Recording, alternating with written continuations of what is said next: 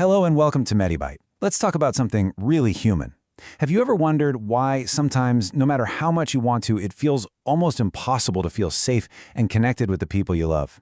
Well, today we're going to dive deep into that. We're going to look at what's happening inside our minds, and maybe more importantly, our bodies, when that fundamental ability to connect gets wounded. And to really get a grip on this, we're leaning on some pretty groundbreaking work. I'm talking about Dr. Bessel van der Kolk's incredible book, The Body Keeps the Score.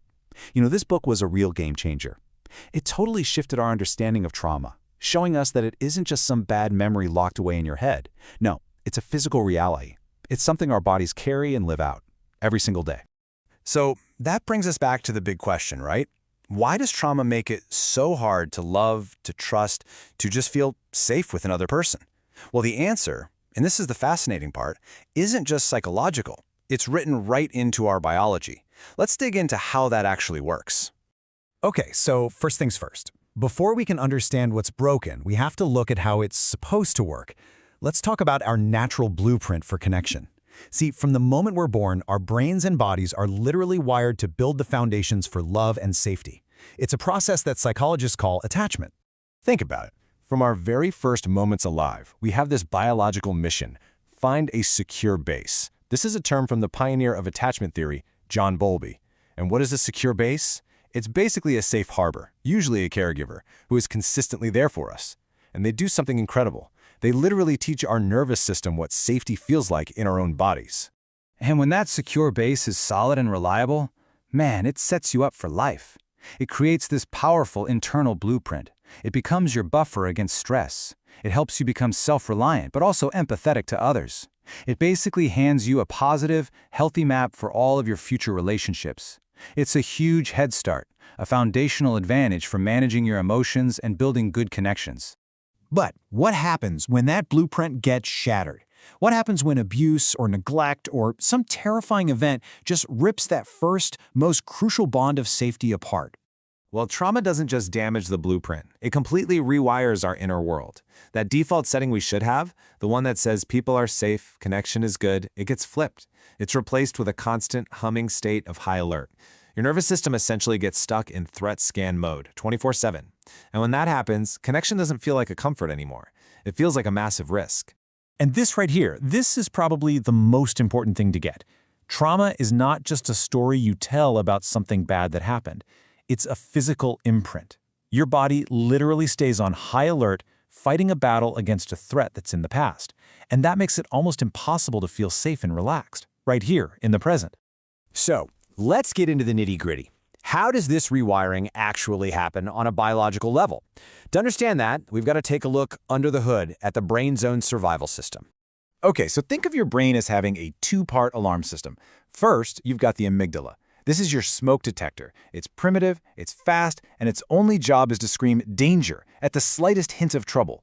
Then you have the prefrontal cortex. This is the watchtower. It's the more rational, thoughtful part that's supposed to look down from above and say, okay, hang on a second. Let's assess, is that really a fire or did someone just burn the toast?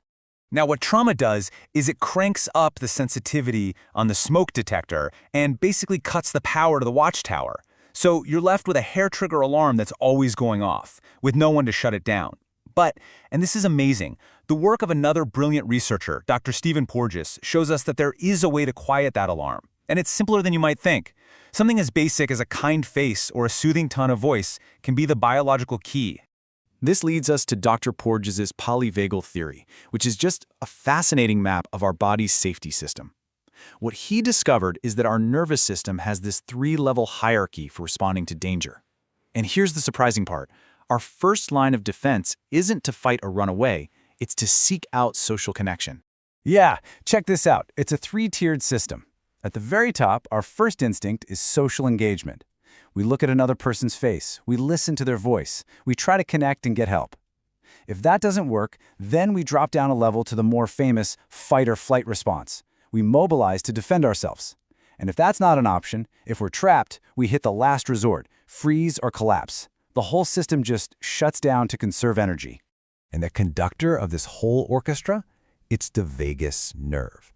This thing is a massive network, like a biological superhighway running through your body. It's constantly sending signals back and forth between your brain and your organs, your heart, your lungs, your gut, telling them whether to be on high alert for danger or to stand down because we're safe. It even affects the tone of our voice. Okay, so let's put this all together. If trauma is really about broken connections and a nervous system that's stuck in danger mode, how on earth do we heal? Well, the answer, kind of beautifully, lies right back where the wound happened in the first place, in connection with other people. I love this quote from Dr. Kolk. He says that the single most important aspect of mental health is being able to feel safe with other people. And he doesn't mean just mentally safe. He means physically, viscerally safe, a feeling in your gut. It's not just a nice idea. It's a straight-up biological need. And that's why real healing has to be more than just talking about the past. It's about creating new experiences for the body, right here in the present. Experiences of safety, of being in control, that completely contradict the old feelings of helplessness and terror. It's about letting the body finally get the message, hey, the war is over. You're safe now. So healing really needs a two-pronged attack, you could say. You've got top-down strategies. That's using your thinking brain to calm your body, things like therapy or mindfulness. But equally, and sometimes more importantly, you need bottom-up strategies. This is using your body to calm your brain. Think deep breathing, yoga, movement, safe touch. These go straight to the nervous system. And the magic ingredient for all of this? It works best when you're doing it within safe, supportive relationships and communities. And that brings us to one last really powerful idea. Dr. Porges has a term for our nervous system's built-in subconscious radar for safety and danger. He calls it neuroception. So the big question this leaves us with for all of us is, how can we get better at this? How can we become more conscious and intentional about creating real, genuine signals of safety with our presence, our voice, our actions, not just for ourselves, but for the people we care about? You know, if this deep dive into the connection between our bodies, trauma, and love was helpful for you, we'd really appreciate it if you'd hit that like button, maybe share it with someone you think might need to hear it, and of course, subscribe to MediByte for more explainers on health and the human mind. Thank you so much for watching.